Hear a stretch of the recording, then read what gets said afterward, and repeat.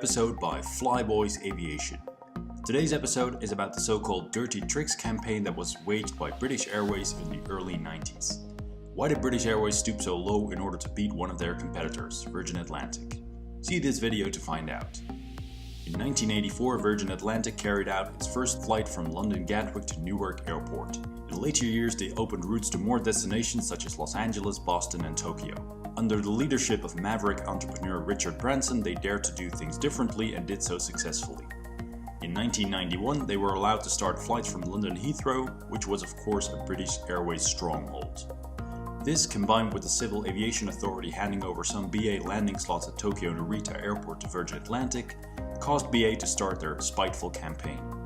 In the summer of 1990, the BA helpline team were told to get highly confidential information from their rivals' computer systems.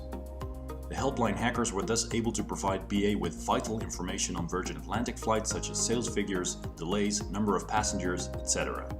When they couldn't get the information they needed from the computer systems, they would call up handling agents at the airport and impersonate Virgin Atlantic staff. When a Virgin flight was delayed, they would intercept passengers at the terminal and offer them flights on BA instead. Eventually, the helpliners managed to get personal details of Virgin Atlantic customers. This enabled BA to cold call Virgin Atlantic customers at home or on their holiday address to persuade them to book flights on BA instead. Apparently, the very top of BA knew about this and were okay with it. Not only did they target Virgin Atlantic, then Air London and Air Europe were also victims of this.